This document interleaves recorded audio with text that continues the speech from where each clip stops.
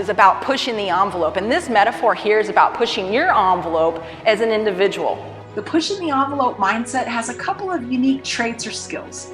The teams that have it, they're able to demonstrate three things: courage, trust, and vulnerability.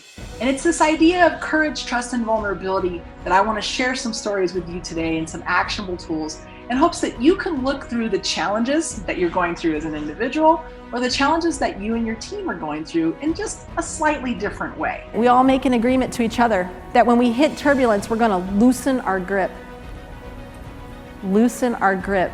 The exact opposite of your inclination and my inclination when we hit turbulence. Everybody else in this room and everybody who works with you and for you comes to work to do their best.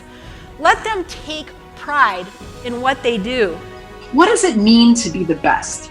And I kind of chuckle when I get asked that, because I, Nicole Malachowski, have never individually been the best at anything I've ever done. But I have been a part of some of the very best teams. Steel sharpens steel.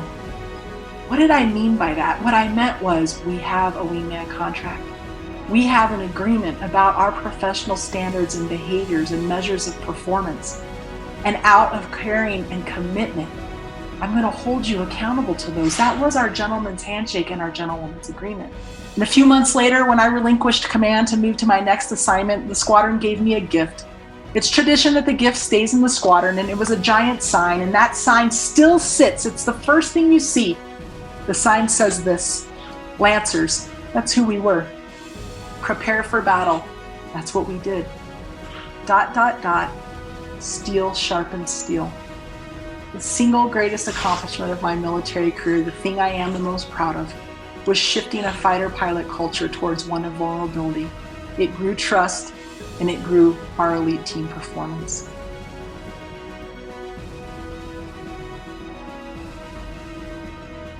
And when I think about headwinds, I think about them coming from three different places. The times that you have to overcome self-doubt, the times that you have to adapt to organizational or cultural change, and the times that you have to deal with the completely unexpected in your life.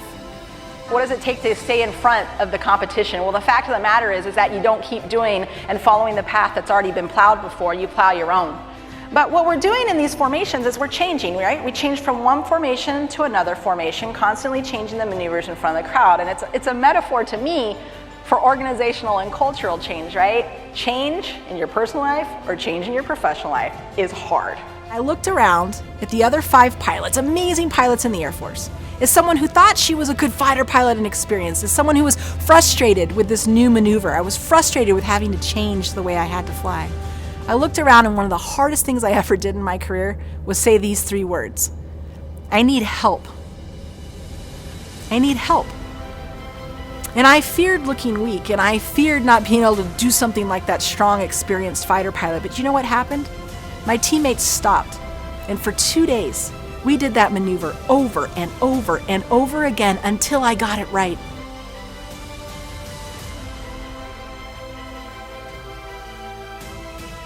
What does a Wingman contract do? It enables and empowers each and every person on a team or in an organization like this to make independent and decisive decisions at the time they need to do it that will always be aligned with the mission and the purpose of your organization and your team.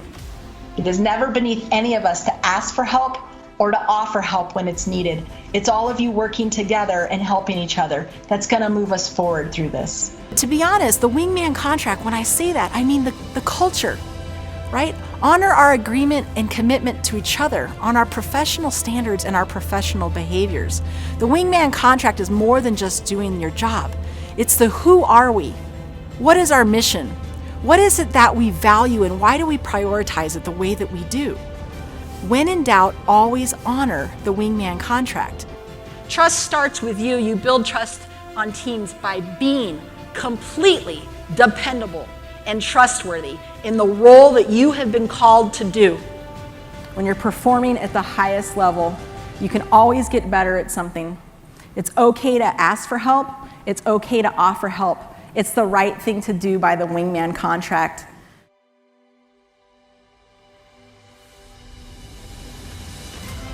So I had a dream to one day become an Air Force Thunderbird pilot.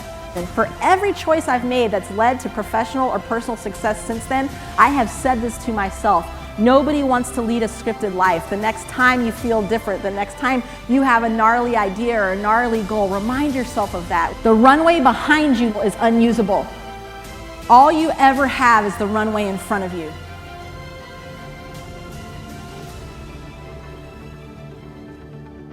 Now, nearly 2 years ago, my military career ended very unexpectedly.